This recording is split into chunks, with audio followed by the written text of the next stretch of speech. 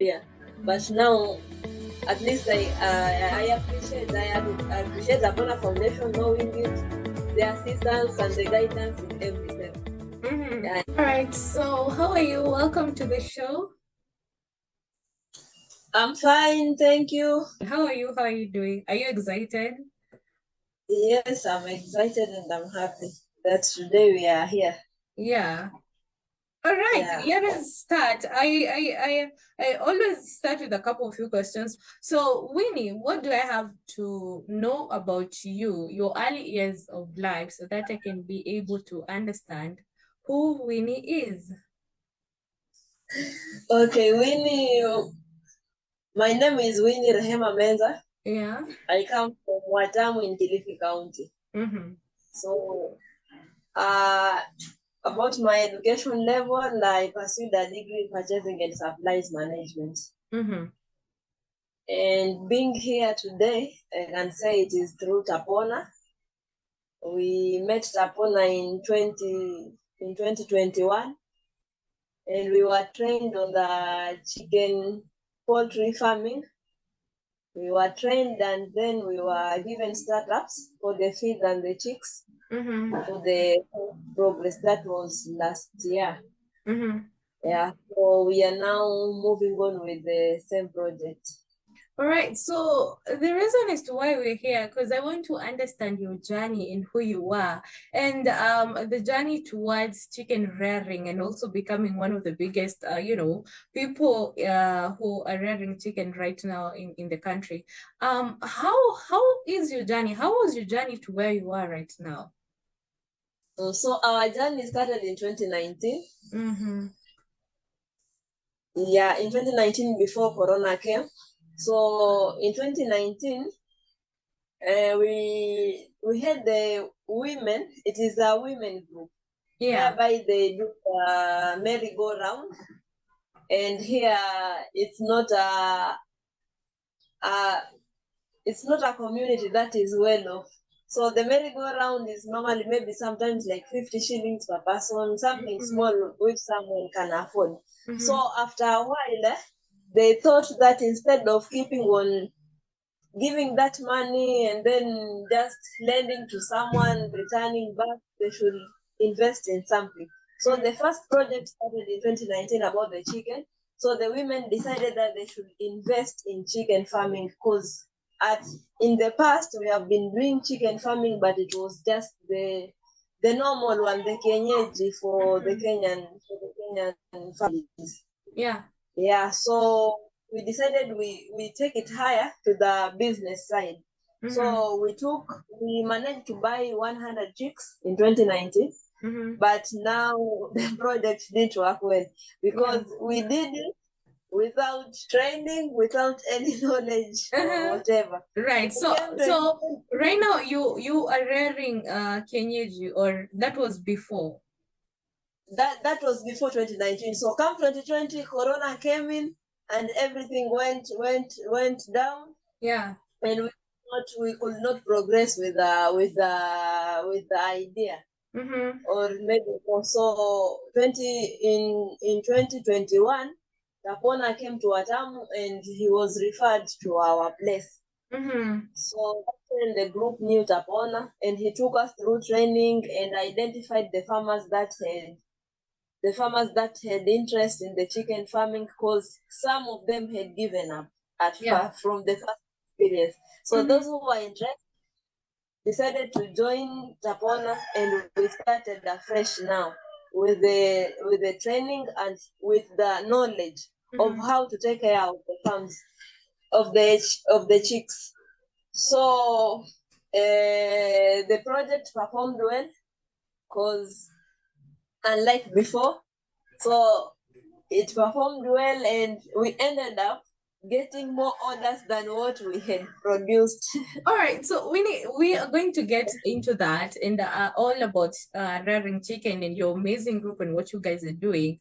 But first, you've mentioned that you studied procurement. So procurement and now chicken rearing, as in what happened in between there? So I also happened to I was working. Yeah. Then after Corona, I was working on contract. Then after Corona, also the contract was over because the project was over. So I was at home when Tapona came to Watam. So I was with the women because I was unemployed and a graduate. I joined the women in the group. And that's how we found Tapona, and that's how my passion came in as well. Because I've grown up in a place whereby we also have the chicks, but at the level of just normal homekeeping. Yeah, so when I got the knowledge on the training, now I expounded myself. So you shifted because of COVID and everything that COVID brought about. You shifted from doing procurement to now chicken rearing, which you're doing right now. So have you ever felt at a point in your life that maybe could I go back to procurement, what I was doing before, or now this is what you're doing and you love it and you're so passionate about and you wouldn't trade it for anything else? What I can say, Yeah. first of all, whatever we are doing, Mm-hmm. procurement is also there. Yeah. So it's not that taken out of completely. Because the chicks, after the chicks are reared, even during rearing, we have to buy the vaccines, you have to buy the feeds and such things as per the standard and as per the right specification. That is procurement already. So Then what when you it comes studied to in selling, school, yes. So what you studied in so school, when you're it still comes, using on the yeah, ground. What you studied in I'm still school. using it. Yeah, so school is Yeah, what I have, important, right? yeah, it is. In your own words, school is important, Yeah, right? it is. Yeah, and when it comes to the orders, then I'm the one whom I'm assisting the women when it comes to writing the quotations or maybe looking for the tenders because I have the know-how of even how to negotiate with the other businesses. So Okay, I'm so an asset to them. yes, you are an asset. Okay, so how did you come about forming a group? The idea behind forming a group in that journey, and just you as a leader, as a community leader, just be able to discern between the types of different women that you would want in your group. How was that journey like? So the journey life started on my side as Yeah, a girl yeah. who has come from a lower income background. I saw how our mothers struggle because they are housewives, they have nothing to provide. So at times, whatever our fathers get, it is little. So the group started as a way of doing smaller savings so that we can assist one another, maybe in terms of the smaller needs or smaller few needs of the kids and on our daily life. So thereafter, then another idea came in, the chicken thing, so that we can expound on the same. So Yeah, but uh-huh. the main goal is just to improve the living standards of the lives of the people, and more so about the nutrition part and the lifestyle. Yeah. Okay, so you are so passionate about improving lifestyles, and just that you've mentioned coming from a humble background. What does that mean to you as a girl who came up with an idea and you brought women who are older than you to form a group to be able to raise standards, to be able to raise money for yourselves and have money for your pocket and be able to use in different resources? How do you feel as a person? To me, that is a great achievement because if I can see maybe whatever I passed through, then maybe the other siblings or the other kids in the community, there is an improvement onto the provision of their needs, or there's a way that our parents now, the mother can assist and the father can assist. So I see that maybe the next generation will be more inspired than I am and will be in a position to do well than I am. So that is my greatest achievement and I'm happy for that. Okay, so we want to know, and of course the audience and people that are listening, want to know, how did you start your business? What was the initial capital that you had? How did you even get to you've mentioned something in regards to Tapona. What is Tapona and how did you get to join Tapona? So Tapona came to Watamu. I can say we knew Tapona just by chance, or it is God's will, whatever. But he came to Watamu. He was looking for passionate chicken farmers, so that he can support those who are willing to do the chicken farming. He can support out of goodwill from his own will and through donors from his friends. Right. So when he visited Watamu, he was referred to our group because of the scenario of 2019. In 2019, we had kept chickens and the 100 ones, and we sold them to the local community. So he was referred to our group, and when he arrived at our home, then I received him. We talked about he introduced himself about what he can do to us and the criteria for the selection of the members. Yeah. So on that, then I called all the women that were involved and those who were around. And it was optional. Anyone who was willing and could be able to meet up to the standards. So this is onto that. Yeah, so Tapona is a company that is helping you under the Tapona Eggprenuer Program. You underwent that program, right? You, Winnie, and a couple of others, right? Your group, right?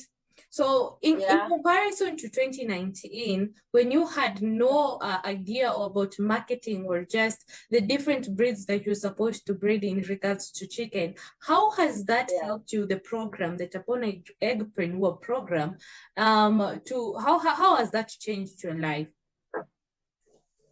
So in changing my life, it has changed our program in a very big dimension.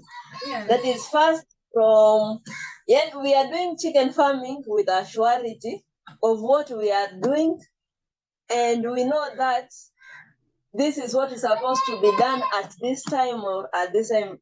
For example, when it comes to the chicken farming, from the start, the construction of the housing, we were in a position to get the knowledge and know from the construction of housing how the house is to be constructed, the spacing for the number of the chickens, the ventilation and everything.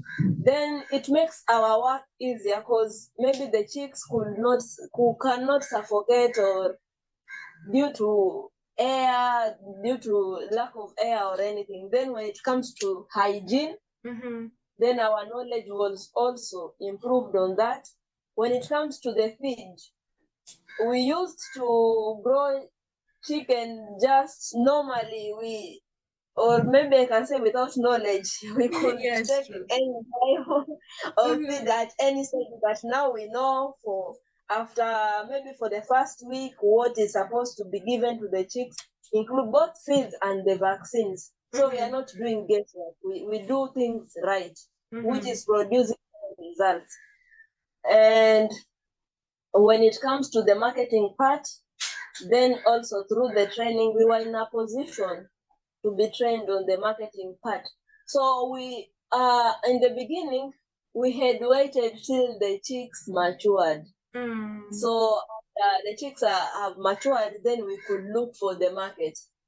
But now we were taught you can start to look for the market in advance, because we already know the duration of the breed that we are rearing. We know the duration that it will be matured.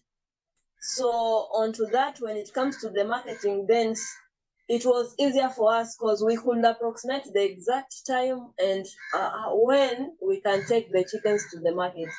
All right. So you've mentioned earlier on that you had a group back in 2019 and others opted to quit, maybe for various reasons, and you had to go with the ones who were on board. As a leader, what criteria do you use in order to choose the people who are going to join your group? Is it about passion? Is it about people who are willing to just get out of, the struggles that they're going through? What are some of the criteria as a group leader, and some of the challenges also you face through choosing people to join your group? So first of all, when it comes to the criteria, it is very open. It's all about passion and willingness. Yeah. Yeah, because in the beginning, the challenges that were there, we kept the chickens in one house. So you could notice that some members could not do their duties at the right time, because we had a timetable when it comes to cleaning and maybe the other duties, feeding the chicks and everything. So there are those whom could not take their duties maybe on time or True. yeah. So those were the challenges. So that's how we identified. So at the end of the project, whatever we received, we shared as a group and said that maybe due to this and this challenge, then we can work together with those who are comfortable. Maybe because you are not available to do this duty and maybe work with your closest friends, we can work in other projects like the one for table banking, the one that we were continuing, but not for the chicken. Yeah, so still those who are not in the chicken farming, they are still continuing with the contributions of the funds and maybe taking loans and funding back.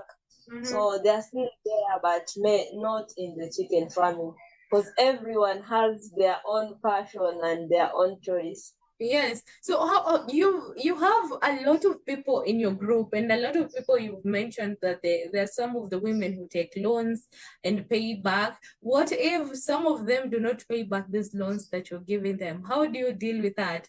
Also, how do you deal with bookkeeping? Because you have to keep like a track record of every money that you put in your business and every money that goes out, just to have that exit strategy. How do you deal with that?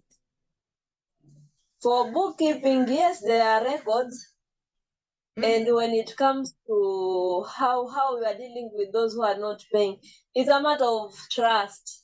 And this is a community thing. It's not a big financial organization. It is a community thing, and it's something small. Even the contributions is something small. So here we live as a community, and we live in love and with trust. So I cannot say that there are such very extreme cases of such kind. No, maybe if it happens, then it is because of the human conditions, or maybe the human challenges that happens in normal life. And we excuse that person for the duration. Maybe if there is a challenge, we excuse the person, and she's given a time limit. After the time limit, then she'll be in a position to complete. So what if she passes that? What if the deadline passes and she doesn't manage to pay back the money? If it goes to that extreme, what happens? And we normally know that it is because of the challenges that he's passing through, maybe in his normal life. The members of the group are normally taking that amount, then they share that amount per individual. Maybe if it is 1,000, then we are 20 members, then it means each member will pay 50 shillings. Yeah. So the group contributes to pay for the person. That is when it goes to the extreme that this person is not in a position to contribute. Okay, so are your members not going to complain that you are being maybe like a soft leader, if they if they say so? No, they are not going to complain, because it's in the guidelines. Because the first in the guideline, before someone takes something, there's that person that guarantees her or him. If we see this condition is not in the will of the member. Then, because it's Yeah. something that we are doing as a community, and we know the conditions, and maybe we see. So we cannot maybe put that burden onto her. We share the loss, yeah, in that way. So we divide the loss. We agree and we divide the loss. It's not something that the leader dictates or what. We discuss, then we divide. And that We that is decide the amazing, having a company or just people that come together and understand that this is the situation and this is how it's supposed to be dealt with. I think that is amazing. You're a good leader. Okay, so chicken rearing, a lot of people are doing this, not just in our communities, in the places that we're doing, but there are also big companies also doing involving in chicken. For example, let's mention Kenchick and other companies alike. How do you deal with yeah. competition? For example, where you are right now? So here, how we dealt with competition, I can see the foundation of it is credited to Tapona, because whatever the breed that we are rearing currently, it is called the Kari Kienyeji. It is a breed, Kari Kienyeji, and it is a breed that the Ken chick and the other chicken producers here in Watamu are not producing, because they are producing the other breeds. So we call them grade and whatever. So when it comes to the breed that currently Tapona introduced it to us, here in Watamu it is not reared. And there is a market for it. So before we didn't know that the customers around were importing this from far ends, Mombasa and other regions there, when you need this breed. So when Tapona introduced it to our group and we started rearing it, then so far we've not had a challenge of a great competition, because we are the sole producers of it. Okay, so you're right, because there is a market for everything, and that is something that I've learned. No matter what it is, there's a market and there are people who are going to accept it. But if there's something people will never go wrong with, it's the taste of any chicken. Kenyans specifically. So how did you deal with that, introducing something new to the community or to, for example, the people that you sell to? So first of all, through the training, we understood the breed, the type of breed, and since we have been in Watamu, we know the market and the other types of breeds. So we analyzed and saw how we can sell this new breed to them, because the new breed that we are having, it is related to the same breed of kienyeji that we have been doing it, but on our own personal maybe consumption. So it is the same breed, just improved one. Yes. But so who do you sell your meat to? So we sell the meat to our neighbors and to the hotels around. So you have a contract with them, and then you tell them you'll be receiving meat at this particular time and point? At the moment, for the first production, the quantity was small, so we did not have a contract. We did not have a contract. We just supplied for as per the orders that were available. And we were paid. But now that we are advancing, because we are moving the project to a higher notch, so we will be entering into contracts with our customers, because we will be in a position now to supply continuously, rather than just supplying on one time. So what are some of the disadvantages or some of the risks that you have had to take, or some of the disadvantages or risks that I've mentioned have you gone through this business? Challenges. Challenges. Yeah. So at first, we can say that the first production, when it comes to the quantity, which was lower, so we could not, we could not secure bigger orders.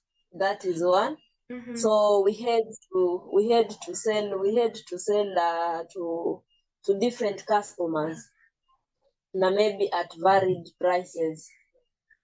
We did not have the higher bargaining power. Then the next thing, when it comes to the farmers, each farmer kept the chicks at their own houses.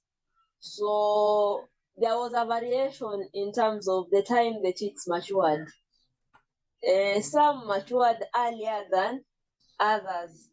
So I think with that also, we could not combine maybe the quantities of different farmers at the same time to have a higher bargaining power.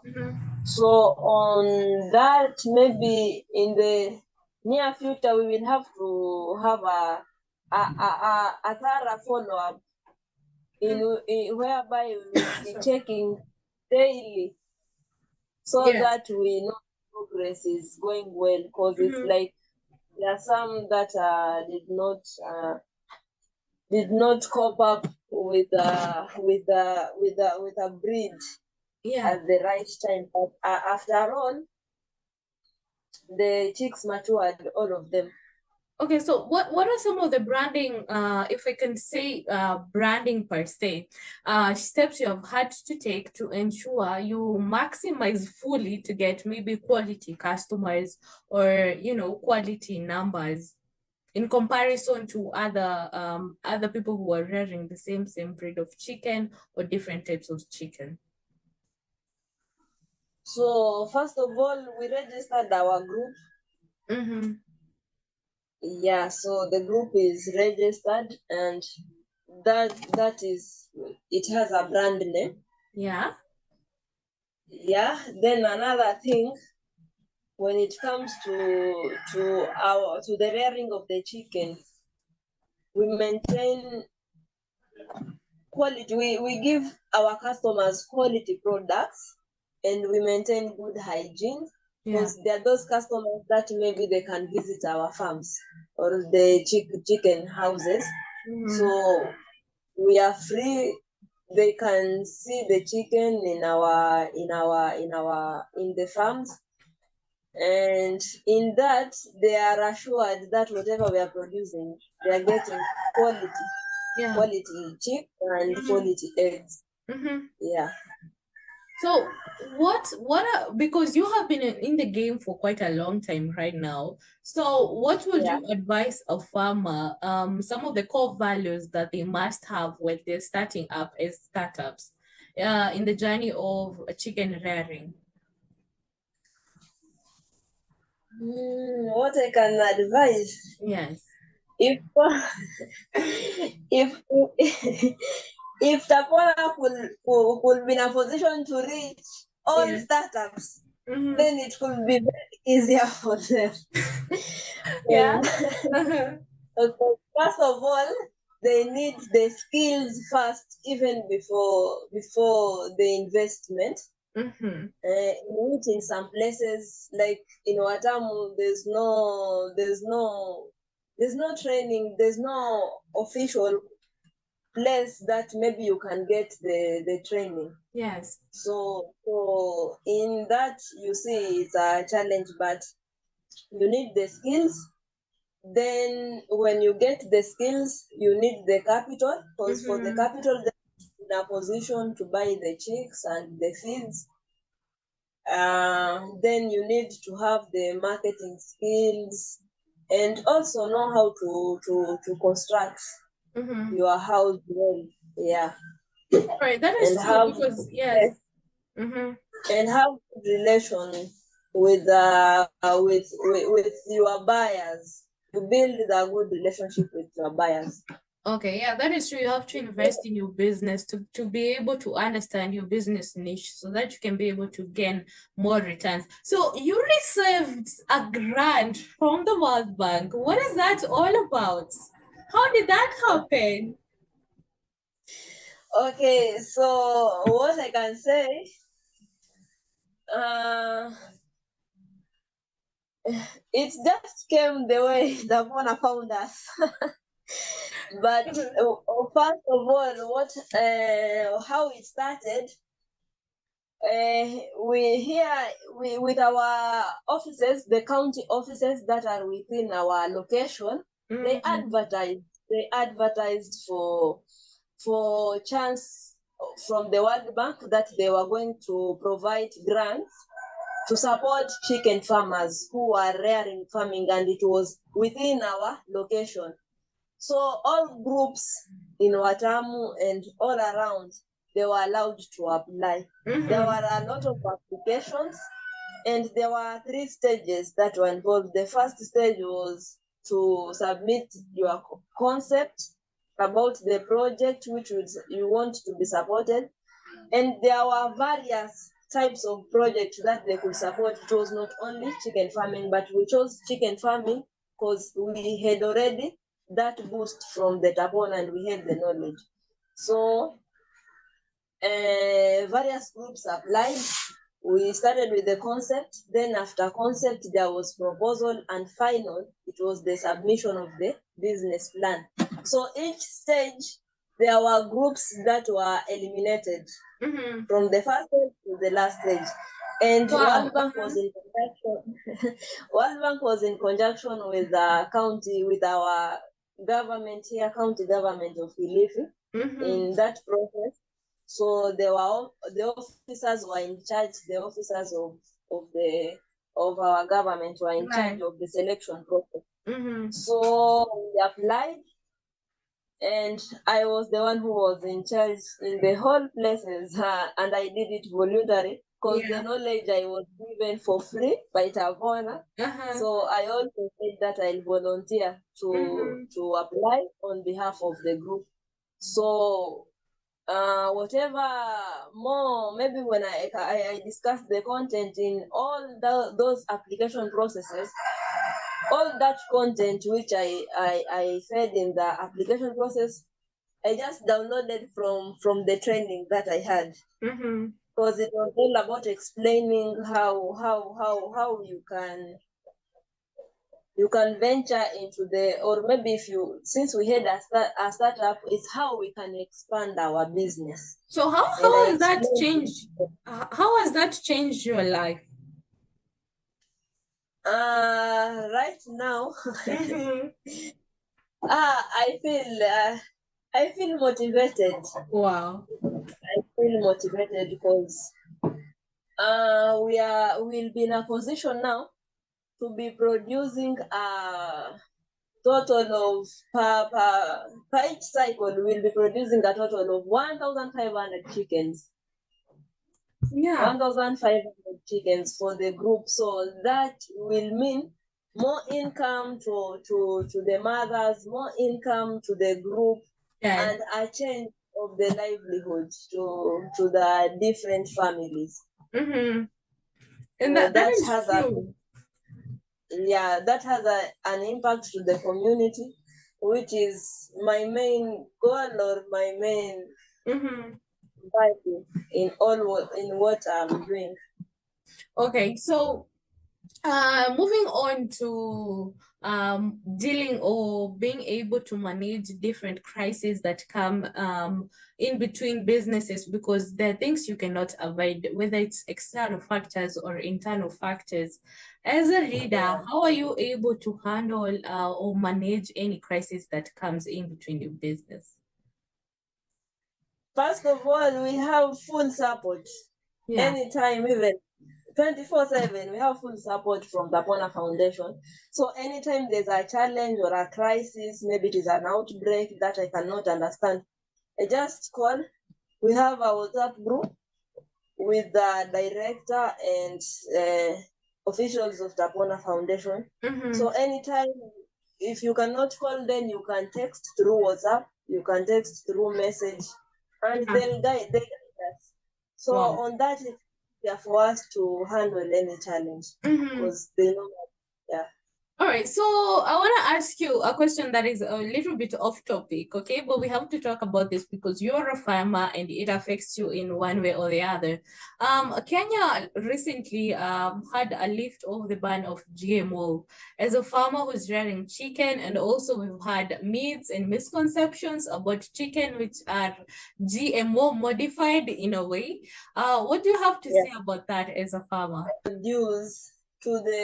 Cannot produce quantities that can fit to the consumption of our population.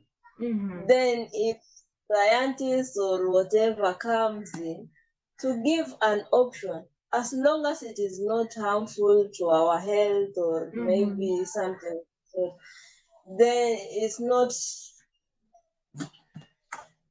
as in it's not downgrading your life standards, neither your health standards. Then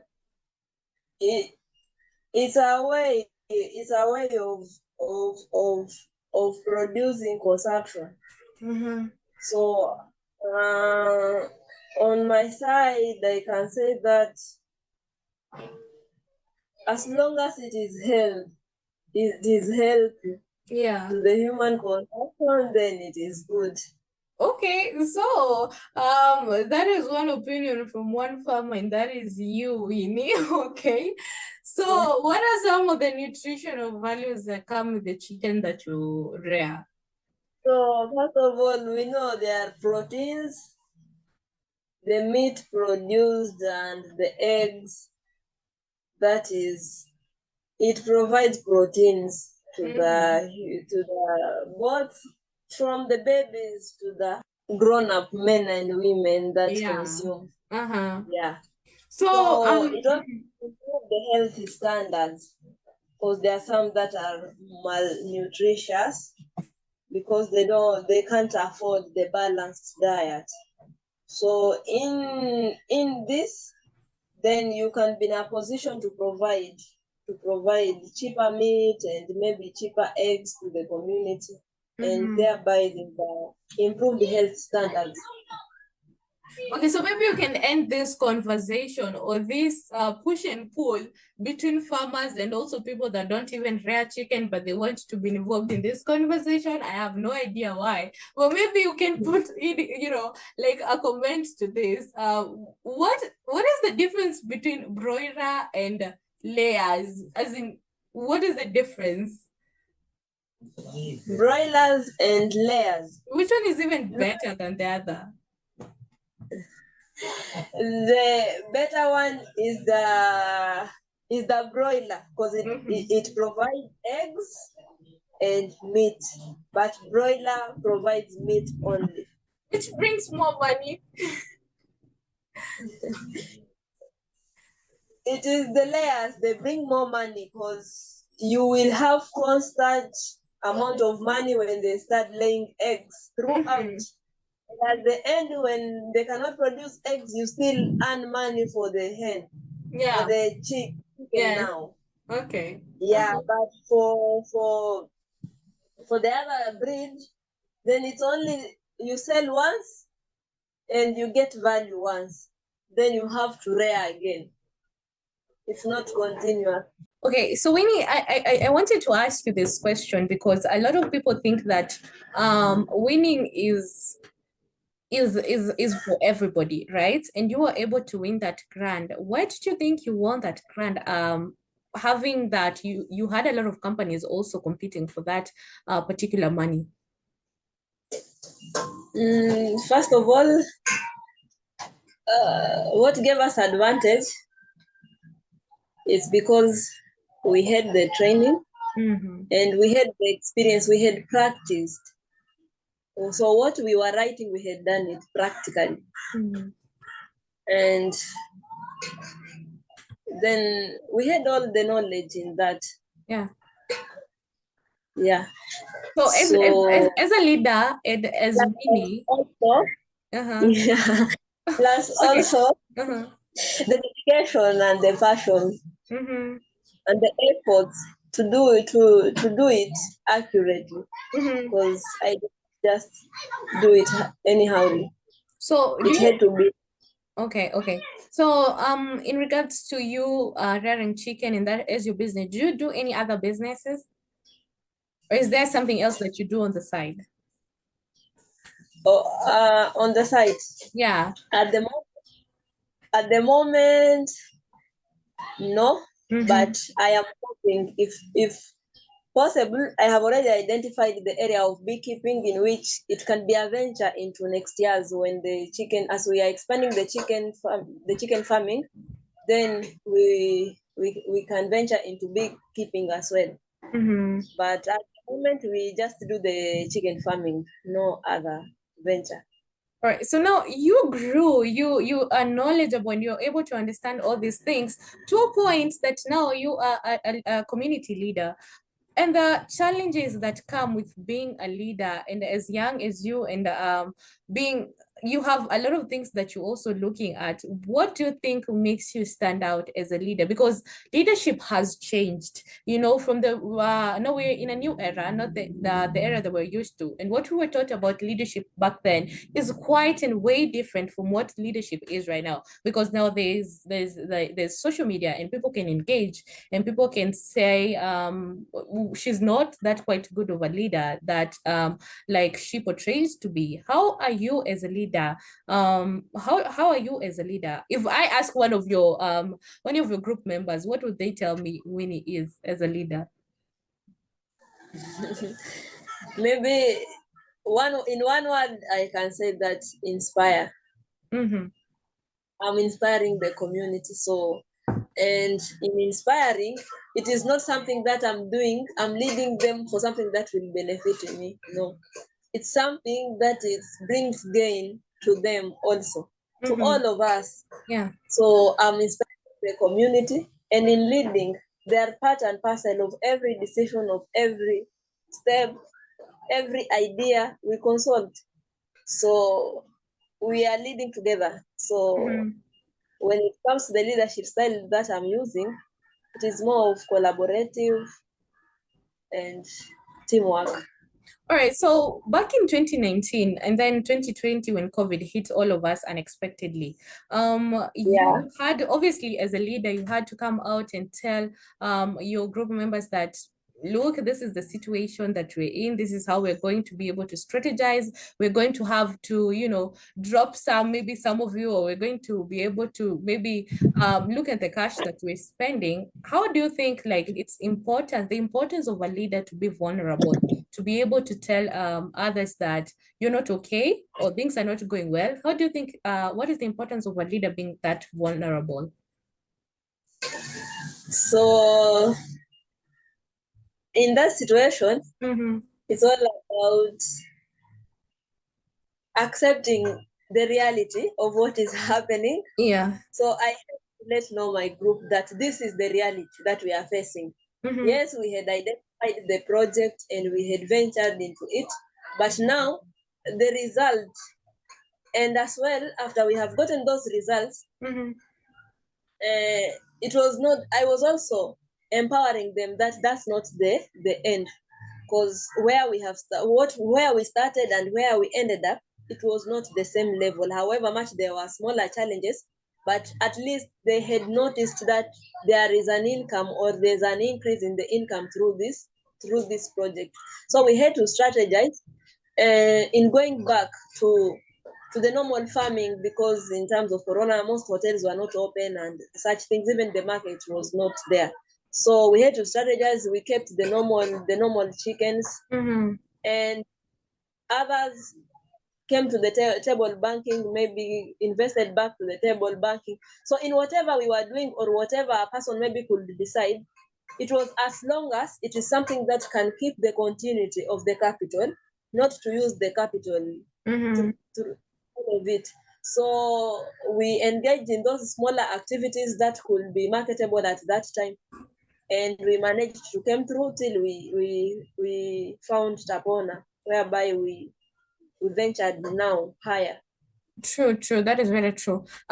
If I told you, Winnie, in about like 5 years before, you, of course, with hindsight right now, okay, if I told you that you're going to be here where you are today, would you have believed me?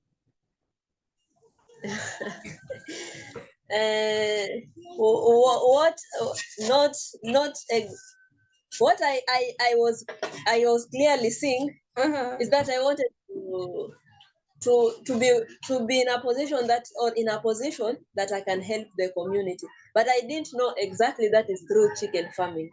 So the passion was there, but maybe the exact direction was not very clear. But now, at least I appreciate Tapona Foundation knowing it, the assistance and the guidance in every step. And I know that we are heading in the right direction. Okay, it's true. We can have the idea, but for as long as we work on it and not knowing what the direction is, provided we just keep, just putting our foot forward and just working on it regardless. I believe it's the idea itself is going to take us somewhere, and we're going to be grateful for that. The fact that we were able to take a step into what we believed in. What does 5 years Winnie look like? 5 years? Winnie look like? So in 5 years' time, we want to be among the leading producers of chicken here, and not only produce within our locality, but throughout Kenya.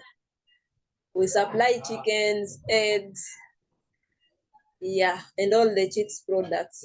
We produce chicks in larger quantities and apply to consumers so that we can certify the market in Kenya, not only in our own locality.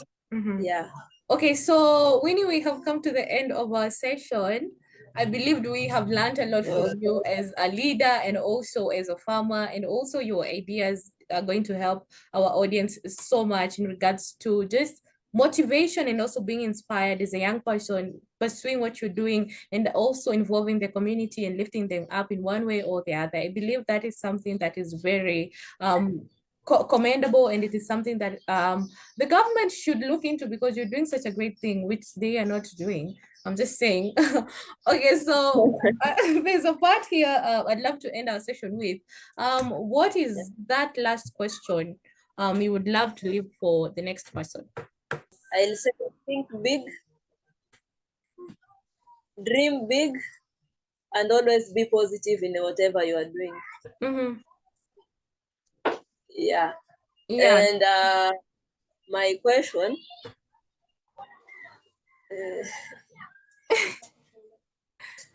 it can be anything. Think about anything. What would you want to know from the next guest? What does it take? What it takes to be among the leading companies that have sustained their businesses in the chicken farming?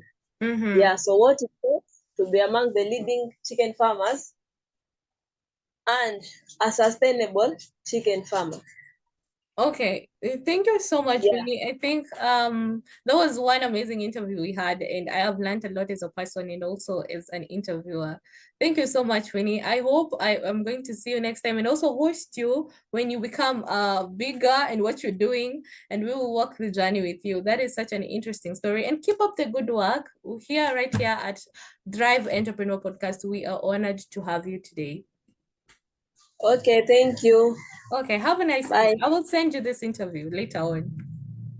Okay. Okay.